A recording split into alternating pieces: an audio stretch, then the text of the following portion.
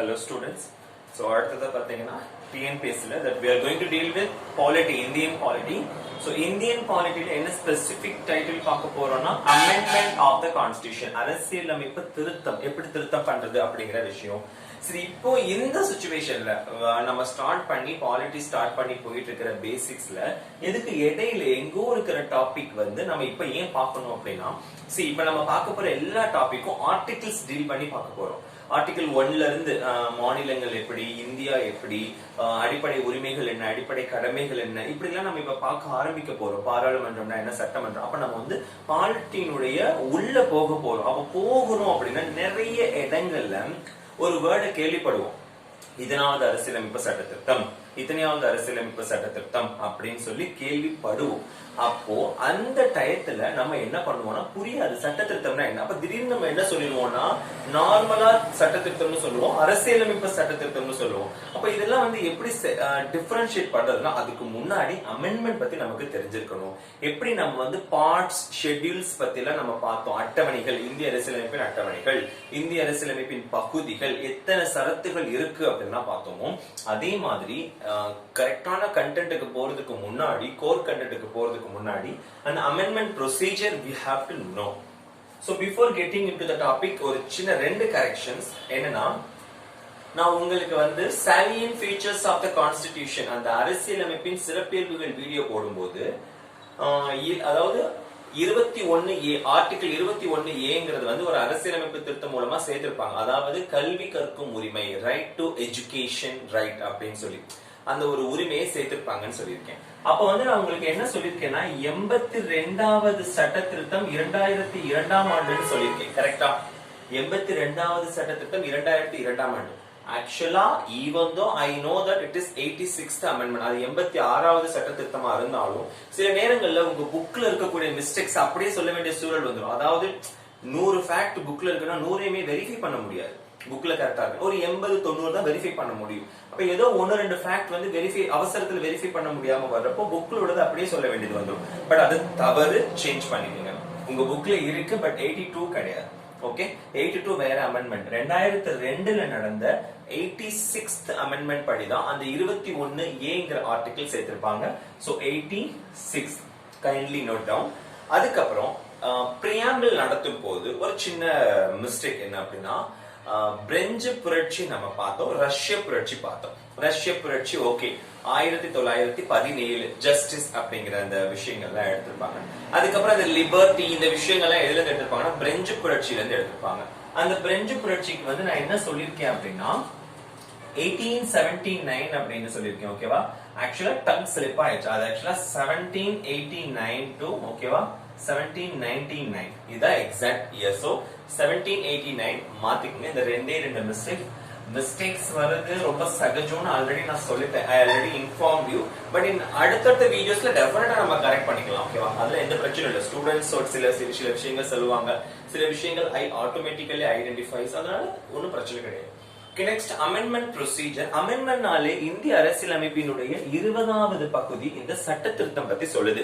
அரசியலமைப்பு சட்ட திருத்தம் இதுல பாத்தீங்கன்னா 368வது ஆர்டிகிள் இன்வால்வ் ஆயிருக்கு. இந்த 368வது ஆர்டிகிள் என்ன சொல்லுதுன்னா, power of parliament to amend any certain part of the constitution. அதாவது அரசியலமைப்பினுடைய எந்த ஒரு பகுதியையும் திருத்தக்கூடிய உரிமை வந்து நம்மளுடைய பாராளுமன்றத்திற்கு இருக்கு அப்படின்னு சொல்லி இந்த ஆர்டிகிள் சொல்லுது. இது வந்து 20வது பகுதியில கொடுக்கப்பட்டிருக்கு. சரி, இப்போ இது மட்டுமே இதை வச்சுதான் எல்லா சட்ட திருத்தமும் பண்றாங்களா அப்படின்னா, சரி நம்ம கான்ஸ்டிடியூஷன் உருவாக்கும் போதே என்ன பண்ணிட்டாங்கன்னா, எதுக்கு எடுத்தாலும் அரசியலமைப்பை நம்ம வந்து திருத்த போனோம் அப்படின்னா ரொம்ப பெரிய அரசியலமைப்பை உருவாகிடும். அப்புறம் கண்ட்ரோல் பண்ண முடியாது. எதுக்கு எடுத்தாலும் திருத்தி சேர்க்க வேண்டியதா வந்துடும். அப்போ சில விஷயங்களை நம்ம தனியா எடுப்போம். அதுக்கெல்லாம் அமெண்ட்மெண்ட்னு தேவையில்லை. அதை வந்து நார்மலாவே நம்ம திருத்திக்கலாம், சும்மா ஒரு கூட்டம் கூட்டி திருத்திக்கலாம். ஆனா சில விஷயங்கள் திருத்துறதுக்கு மட்டும் நம்ம இந்த 368 பயன்படுத்துவோம். அப்பதான் வந்து இந்த கான்ஸ்டிடியூஷன் வந்து பிளெக்சிபிளா இருக்கும், ரிஜிடிட்டியாவும் இருக்கும், ரெண்டுமே சேர்ந்து இருக்கும். அதாவது ரொம்பவும் வளைஞ்சு கொடுக்காது, ரொம்பவும் ஈஸியா கரெக்ட் பண்ணிட முடியாது, அப்படி வைக்கணும். அதாவது ரெண்டுக்கும் நடுவுல வளையும் தன்மை, நெகிழும் தன்மை, நெகிழா தன்மை, பிளெக்சிபிலிட்டி, ரிஜிடிட்டி ரெண்டுக்கும் இடையில வைக்கணும் அப்படின்னு சொல்லி கான்ஸ்டிடியூஷனை உருவாக்குறவங்க டிசைட் பண்றாங்க. அப்ப என்ன பண்றாங்கன்னா 368வது ஆர்டிகிள உருவாக்கும் போது அரசியலமைப்பை திருத்தணும்னா 2 வழிகள்ல தான் திருத்த முடியும்னு சொல்லி இந்த 368 ஆர்டிகிள் சொல்லுது. நல்லா கவனிங்க, ஆர்டிகிள் 368 படி 2 வழிகள்ல தான் திருத்த முடியும். ஆர்டிகிள் 368 படி. ஓகே, அப்போ இந்த ஒரு ஆர்டிகிள் வச்சீங்கன்னா 2 வழி. அது என்ன 2 வழி அப்படின்னா, only special majority. Special majority இருந்தா மட்டும்தான் இந்த அரசியலமைப்பை திருத்த முடியும். அரசியலமைப்பை திருத்துறதுன்னா இந்த இடத்துல என்ன சொல்ல வர்றாங்க, அரசியலமைப்பு சட்ட திருத்தம் அப்படின்னா ஒண்ணு ஏதாவது ஒரு ஆர்டிகிள் வந்து ரிமூவ் பண்ணணும், இல்லாட்டி ஒரு ஆர்டிகிள சேர்க்கணும், இல்லாட்டி இருக்கிற ஆர்டிகிள வந்து ரீடிஃபைன் பண்ணணும், அந்த வேர்டை மாத்தி வேற வேர்டை சப்ஸ்டிடியூட் பண்ணணும். அப்போ ஆர்டிகிள் சேஞ்ச் பண்ணணும், ஆர்டிகிள் டைரக்டா சேஞ்ச் பண்ண போறீங்க. ஓகேவா? அதுக்கப்புறம் ரெண்டாவதா பாத்தீங்கன்னா ஏதாவது பார்ட்ஸ், பகுதிகளில் வந்து நீக்கம் சேர்க்கம் பண்றது, பகுதி என்டையர் பகுதியை நீக்கிறது, என்டையர் பகுதியை சேர்க்கிறது. புரியுதா? அதுக்கப்புறம் மூணாவதா என்னது அப்படின்னா ஏதாவது அட்டவணை நீக்கம் சேர்க்கம் பண்றது. அப்போ தீஸ் அண்ட் ஆல் என்ன அப்படின்னா முக்கியமான சில விஷயங்கள். ஓகே, முக்கியமான சில விஷயங்கள். இதுக்கு வந்து என்ன அப்படின்னா கண்டிப்பா இந்த என்டையர் ஷெட்யூல திருத்த வேண்டிய கட்டாயம் இருக்கு. அப்போ நம்ம வந்து ஆர்டிகிள வந்து மாத்தணும்னா கண்டிப்பா மாத்த வேண்டிய சிச்சுவேஷன் இருக்கு. அதே மாதிரி பாத்தீங்கன்னா பவுண்டரிஸ், இப்போ இந்தியாவுல இல்லாத ஒரு பகுதி இந்தியா வாங்கிக்குது, இல்லாட்டி இந்தியாவில இருந்து ஒரு பகுதியை வேறு நாடுகளுக்கு கொடுக்குது அப்படின்னா இது வந்து இந்தியாவுல இல்லாத ஒரு விஷயம். அப்ப இதுக்கெல்லாம் அரசியலமைப்பு சட்டத்தை வேணும். வேறு நாட்டுக்கு கொடுத்தாலோ இல்ல வேறு நாட்டுல இருந்து நம்ம வாங்கினாலோ இது கண்டிப்பா அரசியலமைப்பு சட்டத்தை வேணும். ஏன்னா அதனுடைய என்டையர் அதிகாரம் இந்தியாவுக்கு கைக்கு வருது, இல்லாட்டி வேற நாட்டுக்கு போகுது. அப்போ அந்த விஷயத்துல கண்டிப்பா அரசியலமைப்புல சில திருத்தங்கள் பண்ணணும். அதுக்கு வந்து ஸ்பெஷல் மெஜாரிட்டி அவசியம். அப்ப இந்த மாதிரி விஷயங்களுக்கு மட்டும்தான் இந்த 368 டிஃபைன் பண்ணுது. ஓகே, அதனால ஸ்பெஷல் மெஜாரிட்டினா சிறப்பு பெரும்பான்மை. இந்த சிறப்பு பெரும்பான்மையினுடைய ப்ரொசீஜர் எப்படின்னா, அதாவது நாடாளுமன்றத்துல 2 அவைகள் இருக்கு, 2 அவைகள்ல தனித்தனியா சிறப்பு பெரும்பான்மை கொண்டு வரணும். இப்ப நம்ம வந்து சிம்பிளா ஃபார் எக்ஸாம்பிள் பாத்தீங்கன்னா நாடாளுமன்றத்துல ராஜ்யசபா எடுத்துக்கோ. ராஜ்யசபாவில் 250 பேர், 250 மெம்பர்ஸ் அப்படின்னா டோட்டலா. அப்போ இந்த 250ல எத்தனை பேர் பிரசன்ட் ஆயிருக்காங்கன்னு பாக்கணும். பிரசன்ட் ஆயிருக்கிறவங்கள வந்து 2/3 வந்து சப்போர்ட் பண்ணணும். எத்தனை பேர் பிரசன்ட் ஆயிருக்காங்களோ பிரசன்ட் ஆயிருக்கிறவங்கள 2/3 சப்போர்ட் பண்ணி இந்த 2/3 மெம்பர் வந்து ஓவரால் மெம்பர்ஷிப்பை கன்சிடர் பண்ணும்போது 50% மேல வரும். உங்களுக்கு ஒரு உதாரணமா சொல்லணும் அப்படின்னா டோட்டல் மெம்பர்ஷிப்னா 250, ஒரு வேகன்சி இருக்கோ இல்லையோ, தேர்தல் நடக்கணுமோ நடக்கலையோ, டோட்டல் மெம்பர்ஷிப்னா என்டையர் கவுண்ட். அப்ப அந்த 250 நீங்க எடுக்கிறீங்க அப்படின்னா 250ல பாதிக்கு மேல வந்து இந்த சட்டத்துக்கு கொடுக்கணும். நார்மலா என்ன நடக்கும், சிம்பிளா ஒரு சட்டம் பாஸ் பண்ணணும். இப்ப நம்ம தமிழ்நாடு சட்டசபையில ஒரு ரெசல்யூஷன் பாஸ் பண்றாங்க அப்படின்னா நார்மலா என்ன நடக்கும், 100 பேர் வந்திருக்காங்களா, 51 பேர் ஆதரவு கொடுத்தாங்களா, அவ்வளவுதான். மற்றபடி 234 பேர் பிரசன்ட் ஆகணும்லாம் சொல்ல மாட்டோம். ஆனா இந்த இடத்துல அங்கேயும் அப்படிதான் 250 பேர் பிரசன்ட் ஆகணும்னு அவசியம் இல்ல. ஆனா மொத்தமா சப்போர்ட் பண்ணவங்களுடைய அந்த எண்ணிக்கை வந்து 250ல பாதி 125 விட அதிகமா இருக்கும். அதுல அதோட மட்டும் நிப்பாட்டிடல, ரெண்டாவது ஒரு கண்டிஷன் கொண்டு வர்றாங்க, அந்த 125க்கு மேலே இருக்கணும். அதோட மட்டும் இல்லாம வந்து உட்கார்ந்து இருக்கிறவங்கள 3/2 பங்கு சேர்ந்துதான் அந்த 125 வந்திருக்கணும். உங்களுக்கு புரியும் நினைக்கிறேன். இப்ப ஃபார் எக்ஸாம்பிள் 250, ஓகே, எனக்கு வந்து 125 பிளஸ் வேணும். ஆனா அங்க எவ்வளவு வந்திருக்காங்கன்னா 250ல 3/2 பங்கு. சரி, ஃபார் எக்ஸாம்பிள் ஒரு 200 பேர் தான் வந்திருக்காங்க, 50 பேர் வரல. அப்போ இந்த 200 பேர்ல 2/3 மெம்பர்ஸ் எவ்வளவு வர்றாங்க அப்படின்னு பாத்தீங்கன்னா அப்ராக்சிமேட்டா எவ்வளவு வருவாங்கன்னா 66. அப்ப இது வந்து உங்களுக்கு எவ்வளவு வந்துரும், 125 பிளஸ் அதிகமாவே வந்துரும். ஓகேவா? இதே வந்து 150 பேர் தான் வர்றாங்க, 250 பேர்ல 2/3 எடுத்தீங்க, 150 பேர் வந்து உட்கார்ந்து இருக்காங்க அந்த அவையில. அப்ப 3/2 பங்குன்னு எடுத்தீங்கன்னு வைங்களேன், பாருங்க 50, 100 பேர் தான் வர்றாங்க. அப்போ 3/2 பங்கு உறுப்பினர்கள் சப்போர்ட் பண்ணாலே கவுண்ட் 100 தான் வருது. ஆனா எனக்கு கவுண்ட் எவ்வளவு வேணும், 125 வேணும். அப்படின்னா கண்டிப்பா கிட்டத்தட்ட மெஜாரிட்டி ஆஃப் த உறுப்பினர்கள் அவைக்கு வர வச்சிருவாங்க. வர வச்சு எல்லாரையுமே வந்து சப்போர்ட் பண்ண வச்சா மட்டும்தான் இந்த சட்டத்திட்ட பாசிபிள் ஆகும்னு சொல்லி இது மூலியமா தெரியுது. உங்களுக்கு இது புரியலன்னா கன்ஃபியூஸே ஆக வேண்டாம். 50% 50% ஆஃப் த டோட்டல் மெம்பர்ஷிப் மொத்த உறுப்பினர்கள். ரெண்டாவது உறுப்பினர்கள் பிரசன்ட் ஆயிருக்காங்க, யாரு வருகை தந்திருக்காங்களோ அவங்கள 2 பங்கு பேர் சப்போர்ட் பண்ணணும். இந்த 2 மட்டும் ஞாபகம் வச்சுக்கோங்க. இது வந்து ஸ்பெஷல் மெஜாரிட்டி. இதுலயே சில கேஸ் கொண்டு வர்றாங்க. இப்ப சப்போஸ் சில முக்கியமான திருத்தங்களை மேற்கொள்ளணும் அப்படின்னா அப்ப மாநிலங்கள் கிட்டையும் கன்சர்ன் வாங்கணும். முதல்ல நாடாளுமன்றம் என்ற சட்டத்தை வந்து பாஸ் பண்ணணும், திருத்தம் பண்ணணும். அதுக்கப்புறம் எத்தனை மாநிலங்கள் இருக்கு? இப்ப 28 மாநிலங்கள். இந்த 28 மாநிலங்கள்ல வந்து பாதிக்கும் மேற்பட்ட, கரெக்டா பாதி 14 மாநிலங்கள் குறைந்தது அவங்க மாநில சட்டசபையில சாதாரண பெரும்பான்மை சும்மா பாஸ் பண்ணி அனுப்பினாலே போதும். சும்மா மெஜாரிட்டி வச்சு எத்தனை பேர் பிரசண்டா இருக்காங்களோ அந்த பண்ணி அனுப்பினாலே போதும். அப்ப பாதி மாநிலங்கள் வந்து குறைஞ்சது அந்த சட்டத்தை பாஸ் பண்ணணும். இது ஒரு டைப் ஆஃப் ஸ்பெஷல் மெஜாரிட்டி. இந்த 2 டைப் தான், அதாவது ஒன்னு மாநிலங்களுடன் கூடிய அனுமதி, இன்னொன்னு வந்து நாடாளுமன்றத்தின் அனுமதி மட்டும். இந்த 2 சிறப்பு பெரும்பான்மை தான் 368 டிஃபைன் பண்ணுது. Okay, yes. இப்போ இந்த அமெண்ட்மெண்ட் வந்து எப்படி இன்ட்ரோடியூஸ் பண்ணலாம் அப்படின்னு பாத்தீங்கன்னா, இந்த அமெண்ட்மெண்ட் பத்தி ஆல்ரெடி எங்க சொல்லிருக்காங்கன்னா நம்மளுடைய கேசவானந்த பாரதி வழக்கு 1973 சொல்லிருப்பாங்க. இந்த அமெண்ட்மெண்ட் எக்காரணம் கொண்டும் அரசியல் அமைப்பினுடைய அடிப்படை கட்டமைப்பு, பேசிக் டாக்ட்ரின், பேசிக் ஸ்ட்ரக்சர்னு சொல்லுவாங்க, அதை மாத்திர மாதிரி அமைஞ்சிடக்கூடாதுன்னு சொல்லியிருப்பாங்க. சோ இப்போ இந்த அமெண்ட்மெண்ட் வந்து நம்ம எந்த பாராளுமன்றத்தின் இரு அவைகள், அதாவது ராஜ்யசபா, லோக்சபா, எங்க வேணா இன்ட்ரோடியூஸ் பண்ணிக்கலாம், அறிமுகப்படுத்திக்கலாம், பிரச்சனை கிடையாது. ஓகே, அதே மாதிரி ஸ்பெஷல் மெஜாரிட்டியோட தான் இது ஃபில்ஃபில் ஆகணும். இண்டிவிஜுவல்ல ராஜ்யசபாவிலே ஸ்பெஷல் மெஜாரிட்டி ஆகணும், லோக்சபாவிலே ஸ்பெஷல் மெஜாரிட்டி ஆகணும். No prior permission of the president, குடியரசுத் தலைவரினுடைய முன் அனுமதி இதற்கு வாங்கணும் அப்படிங்கிற அவசியம் கிடையாது. அதே மாதிரி no provision of joint parliament, அதாவது சப்போஸ் இந்த சட்டத்தை ஒரு சட்ட திருத்தம் மத்திய அரசு கொண்டு வர முற்பட்டு அதை நிறைவேற்ற முடியவில்லைன்னா ஜாயிண்ட் பார்லிமெண்ட் சிட்டிங் கொண்டு வர முடியாது.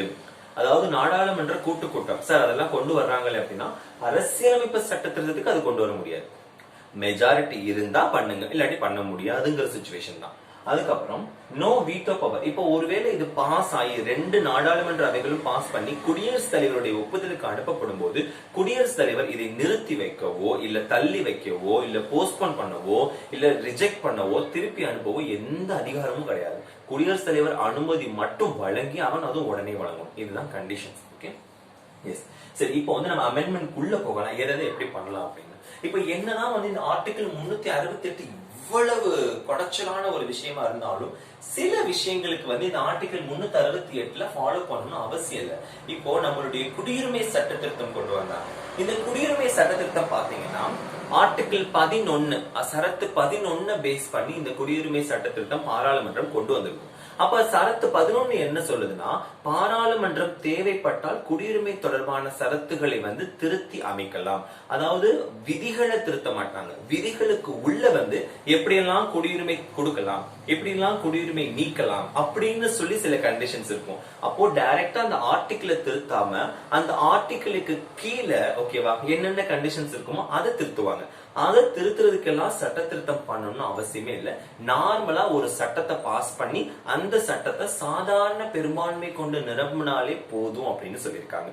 சாதாரண சிம்பிள் மெஜாரிட்டி அப்படின்னா எத்தனை பேர் வந்திருக்காங்களோ அவங்கள பாதிக்கும் மேல உறுப்பினர்கள் ஓட் பண்றது, அவ்வளவுதான், கை தூக்கி ஓட் பண்றது. அப்போ இதெல்லாம் வந்து அரசியலமைப்பு சட்ட திருத்தம்னு சொல்ல மாட்டாங்க. இதுக்கு பேர் என்னன்னா அலைடு அமெண்ட்மெண்ட்ஸ் அப்படின்னு சொல்லுவாங்க. அலைடு சப்ஜெக்ட் அடிஷனலா படிக்கணும்ல, கூடுதலா நம்ம பண்ணக்கூடிய சில சட்ட திருத்தங்கள். அப்ப இதெல்லாம் வந்து எங்க வருது? 368 வராது. இதெல்லாம் அந்தந்த ஆர்டிகிள் கீழே சொல்லியிருப்பாங்க. அது நான் அந்தந்த ஆர்டிகிள் வரும்போது உங்களுக்கு நான் சொல்றேன். அப்போ 368 கன்சிடர் பண்ணும்போது 2 வகையான சட்ட திருத்தங்கள் இருக்கு. ஆனா ஓவரால் கான்ஸ்டிடியூஷனை கன்சிடர் பண்ணும்போது 3 வகையான சட்ட திருத்தங்கள். ஓகே, அதாவது சாதாரண பெரும்பான்மை, சிறப்பு பெரும்பான்மை, சிறப்பு பெரும்பான்மையுடன் கூடிய மாநிலங்களின் அனுமதி, இந்த 3 விஷயம் இல்லையா? Yes. So overall constitution 3 type of amendments. Okay, இதுக்கப்புறம் பாத்தீங்கன்னா இப்ப சிம்பிள் மெஜாரிட்டி என்னென்ன பண்ணலாம். இப்ப நம்ம ஜம்மு காஷ்மீர் பண்ணாங்க, ஒரு ஸ்டேட்டை வந்து உடைச்சு பைஃபர்கேட் பண்ணி யூனியன் டெரிட்டரியா மாத்தினாங்க. இப்போ நம்மளுடைய யூனியன் டெரிட்டரிஸ் வந்து ஜாயின் பண்றது. சோ இந்த மாதிரியான விஷயங்கள் லைக் டாமன் டயூ அதையும் தாத்ரா நாகர் ஹவேலியும் ஜாயின் பண்ணாங்க. சோ இது எல்லாமே பாத்தீங்கன்னா வந்து சிம்பிள் மெஜாரிட்டி போதும். இதுக்கு சட்ட திருத்தம் தேவையில்லை. அலைடு அமெண்ட்மெண்ட் பண்ணி அந்த ஆர்டிகிள், அதாவது ஷெட்யூல் 1வது அட்டவணையை திருத்தினாலே போதும், வேற எதுவும் வேண்டாம். அப்போ இந்த மாதிரியான விஷயங்கள் நடக்குது. புது விஷயம், புது ஸ்டேட் கொண்டு வர்றாங்க. ஸ்டேட்னுடைய பவுண்டரிஸ் ஆந்திர பிரதேஷ் வந்து பைஃபர்கேட் பண்ணி தெலுங்கானா உருவாக்குனாங்க 2014. அதெல்லாம் நம்ம பின்னாடி டீட்டெயிலா பார்க்க தான் போறோம். பட் இந்த மாதிரி விஷயங்களுக்கு there is no need of 365 follow பண்ண அவசியம் இல்லை. சிம்பிள் மெஜாரிட்டி இருந்தாலே போதும். அதே மாதிரி லெஜிஸ்லேட்டிவ் கவுன்சில்ஸ், நம்ம தமிழ்நாடு வந்து லெஜிஸ்லேட்டிவ் கவுன்சில்ஸ்க்கு பேர் போன ஒரு விஷயம். ஃபார் எக்ஸாம்பிள் பாத்தீங்கன்னா 86ல எம்ஜிஆர் கேன்சல் பண்ணது, 89ல டிஎம்கே கவர்மெண்ட் அகைன் கொண்டு வர பார்ப்பாங்க. ஆனா இன்ஸ்டெபிலிட்டி இருந்ததுனால கொண்டு வர முடியாது. 96ல அகைன் டிஎம்கே கவர்மெண்ட் ட்ரை பண்ணும், அப்பவும் கொண்டு வர முடியாது. ஒவ்வொரு முறை டிஎம்கே கவர்மெண்ட் ஸ்டெப் எடுக்கும் போதும் அடுத்த முறை வரக்கூடிய ஏடிஎம்கே கவர்மெண்ட் அதை வந்து கவுண்டர் எஃபெக்ட் பண்ணிடும். ஓகேவா? திருப்பி வந்து ஒரு மசோதாவை தாக்கல் பண்ணி எங்களுக்கு மேலவை வேண்டாம்னு சொல்லிடும். அதுக்கப்புறம் கடைசியா 2010ல ஒரு வழியா வந்து நாடாளுமன்றமே சட்டத்தை பாஸ் பண்ணிருச்சு. தமிழகத்துக்கு வந்து சட்ட மேலவை அமைக்கலாம், அதுக்கான குழு எல்லாம் உடனடியா அமைச்சிட்டாங்க. ஆனா உடனடியா ஆட்சி மாற்றம் நடக்குது 2011ல. அப்ப 2011 ஆட்சி மாற்றம் நடந்த உடனே உடனடியா மறுபடியும் ஒரு சட்ட திட்டம் நம்ம தமிழக சட்டசபையில பாஸ் பண்ணி அனுப்பிட்டாங்க, எங்களுக்கு மேலவை வேண்டாம். அப்போ இப்படி திருப்பி திருப்பி இந்த மாதிரி விஷயங்களுக்கெல்லாம் இந்த மாதிரி எடுத்தோம் கௌத்தோன்னு இருந்து நடக்கிற விஷயங்களுக்கெல்லாம் சட்டத்திருத்தம் பண்ணிட்டே இருந்தோம்னா எத்தனை சட்டத்திருத்தம் பண்றது? அதனாலதான் இதெல்லாம் வந்து சிம்பிள் மெஜாரிட்டிலேயே சேர்த்துட்டாங்க, 368 கீழே கொண்டு வரல. அப்ப இந்த சட்ட மேலவை ஒவ்வொரு மாநிலத்திலையும் மேலவை வேணுமோ வேணாமோங்கிற விஷயம். எமால்மெண்ட்ஸ், 2வது அட்டவணையில வந்து ஒவ்வொருத்தவங்களுக்கு எவ்வளவு சம்பளம் கொடுக்கணுங்கிற சில முக்கியமான பதவிகளுக்கு இருக்கும். அதை மாத்துறதுக்கும் சட்டத்திட்டம் தேவையில்லை, சிம்பிள் மெஜாரிட்டி. அதே மாதிரி சாலரிஸ் ஆஃப் எம்பிஸ் பாத்தீங்களா, எம்பியோட சாலரிஸ், இதுக்கெல்லாம் வந்து அதுக்கெல்லாம் அதாவது ஈஸியா எதெல்லாம் தேவையோ அதுக்கெல்லாம் வந்து சிம்பிள் மெஜாரிட்டியில கொண்டு வந்துட்டாங்க. டெக்கோரம், பாராளுமன்றத்தை வழிநடத்தக்கூடிய முறைகள், அந்த ப்ரொசீஜர்னு சொல்லுவாங்க, இப்படித்தான் அவை மாண்புன்னு சொல்லுவாங்கல்ல, அதை டிஃபைன் பண்றது, இங்கிலீஷ் லாங்குவேஜ் யூஸ் பண்றது, அலுவல் மொழி அபிஷியல் லாங்குவேஜ் யூஸ் பண்றது, நம்பர் ஆஃப் ஜட்ஜஸ், சுப்ரீம் கோர்ட்ல எவ்வளவு ஜட்ஜஸ் இருக்கணும் அப்படின்னு. இப்ப கரண்டா சுப்ரீம் கோர்ட்ல எத்தனை ஜட்ஜஸ் இருக்காங்க? 34. போன வருஷம் தான் மாத்துனாங்க இல்லையா? So 34 including the chief justice, தலைமை நீதிபதியை சேர்த்து. டெலிமிட்டேஷன், சோ தொகுதி மறுவரையறை செய்தல். அதுக்கப்புறம் 5வது 6வது அட்டவணையில் இருக்கக்கூடிய தாழ்த்தப்பட்ட ஒடுக்கப்பட்ட பழங்குடியினர், அதுக்கப்புறம் ட்ரைப்ஸ், ஓகேவா, அந்த மாதிரியானவங்களுக்கு எல்லாம் வந்து இது அந்த மாதிரியானவங்களுக்கு ஏதாவது நிர்வகிக்க சில விஷயங்கள் பண்ணணும்னா அதுக்கெல்லாம் அரசியலமைப்பு சட்டத்திருத்தம் பண்ணணும் அவசியம் இல்ல. சிட்டிசன்ஷிப் ஆக்ட் பண்ணணுங்கிறதுக்கும் அதேதான். சரி, இப்ப ஸ்பெஷல் மெஜாரிட்டி இந்த 368 பெரும்பாலும் எதுக்கு வரும் அப்படின்னா, for example fundamental rights, DPSP இதெல்லாம் சேஞ்ச் பண்ணணும். ஃபண்டமெண்டல் ரைட்ஸ் டிபிஎஸ்பி பண்ணணும்னா வரும். இல்ல கன்சென்ட் ஆஃப் தி ஸ்டேட்ஸ், மாநிலங்களோட அனுமதியுடன் கூடிய ஸ்பெஷல் மெஜாரிட்டி இதுலதான் வருது. ஓகேவா? இதுல வரக்கூடிய 2வது டைப் என்னன்னா பிரசிடென்ட் டுடே எலெக்ஷன், குடியரசுத் தலைவர் தேர்தல் முறையில ஏதாவது மாற்றம் பண்ணணுமா? Yes. Union and states power sharing, ஒரு மத்திய அரசும் மாநில அரசும் அதிகார பகிர்வு பண்றதுல ஏதாவது பிரச்சனை வருதா, சட்டமியற்றும் அதிகாரங்கள் ஏதாவது பிரச்சனை படுதா, அப்பெல்லாம் வந்து இந்த இது பண்ணுவாங்க. ஃபார் எக்ஸாம்பிள் ஜிஎஸ்டி கவுன்சிலுக்கு பண்ணாங்கல்ல இல்லையா? எஸ், ஜிஎஸ்டி இதுலதான் வருது. அதே மாதிரி சுப்ரீம் கோர்ட், ஹை கோர்ட் அதுல ஏதாவது மாற்றம், அந்த டெக்கோரம் சேஞ்ச் பண்ணது, ஜட்ஜஸ், நம்பர் ஆஃப் ஜட்ஜஸ் தான் இதுல வரும். ரிமைனிங் எல்லாமே பதவியில வந்து நிறைய விஷயங்கள் மாற்றம் பண்றது எல்லாமே லைக் சுப்ரீம் கோர்ட், இந்த விஷயங்கள் எல்லாமே கன்சென்ட் ஆஃப் த ஸ்டேட்ஸோட கன்சென்ட் நமக்கு வேணும். அதே மாதிரி 7வது அட்டவணையும் அதிகார பகிர்வு பத்தி தான் சொல்லுது. மத்திய பட்டியல், பொது பட்டியல், மாநில பட்டியல், concurrent list, union list, state list, இத பத்தி ஏதாவது சேஞ்ச் பண்ணணும்.